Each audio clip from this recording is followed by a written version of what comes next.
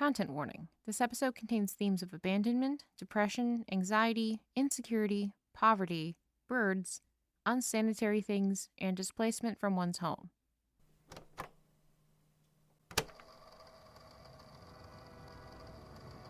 Dear Diary, I officially live in the city now, and it is equal parts perplexing and horrifying. My journey here was long and arduous. It took me much longer than expected to get here in the first place. I had never flown so far at once and severely underestimated the time required to go such a distance, as well as how exhausting it would be to do so. I had to stop and rest so many more times than I was expecting. I spent far too many nights sneaking around in abandoned barns or unsettling, rustling cornfields, contending with the wet, muddy ground and strange bats who did not know their alphabets, and which only served to remind me of the ones I left behind. I saw the city's skyscrapers jutting up from the horizon like strange, misshapen trees long before I reached the city limits themselves. As I got closer, it only became more apparent to me how different this was than my old home. I do not understand the city. I do not like it.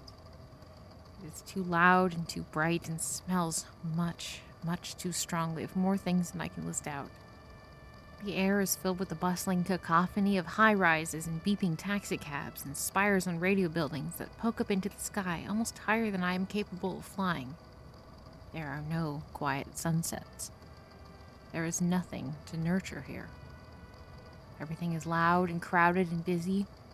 There is no overwhelming sense of kindness in nature keeping me company. I feel very alone and very lost. Everything is so confusing. I've been trying to find the hotel address that Parker gave me, but I've been unable to. I held tightly onto this little scrap of paper.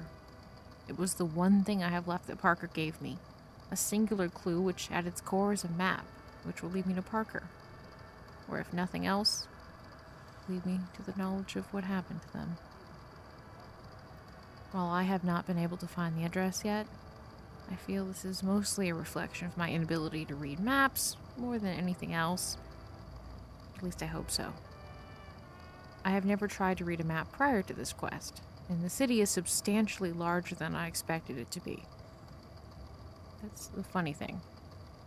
Back when Parker and I used to sit on the hill together at dawn talking about seeing the world, the idea of leaving behind what we knew so we could see and experience fresh things always seemed so alluring and delightful. I'm not sure whether we were just wrong about what it actually would be like and were looking at everything through rose-tinted glasses, or whether it was the way Parker's eyes would light up as they talked about it that made me yearn for it too. But I find my change of location distressing and misery-inducing. It is not what I expected it to be. I long for nothing more than to return home to my castle and my hill and my bats and everything I cherished about my old home.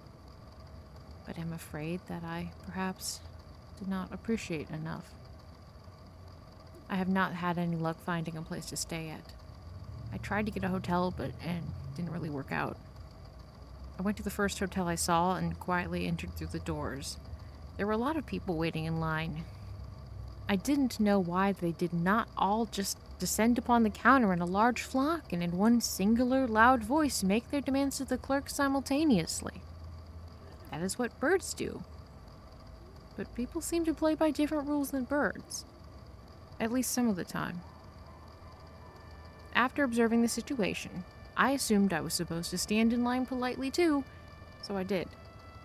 My mismatched socks kept slipping down as I stood there, so I kept pulling them up, each time hoping that this was considered polite and appropriate behavior for someone waiting in line. I stood in line for nearly 15 minutes before it was finally my turn to approach the counter. When I did, I told the clerk at the desk that I wanted to rent a room. I hope that was what I was supposed to say. She told me how much it would cost.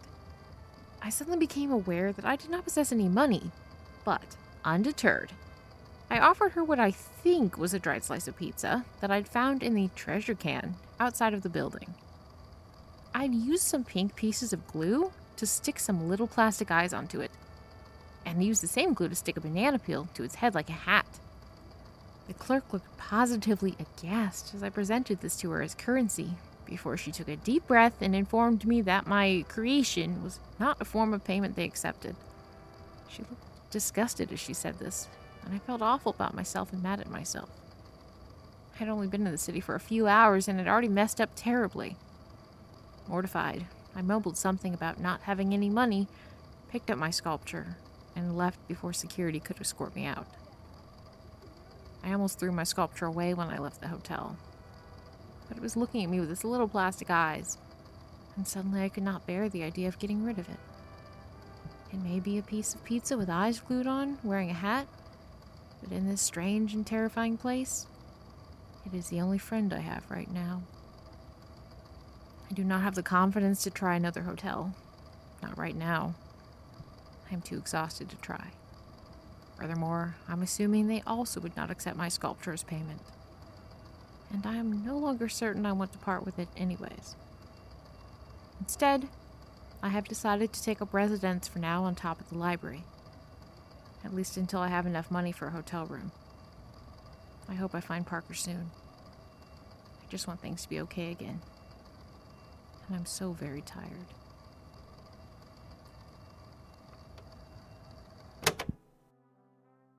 Diary of Mothman is a podcast adapted from the immersive novel of the same name and was written and directed by Ashlee Craft and produced by Ashlee Craft and Exquisite Lore.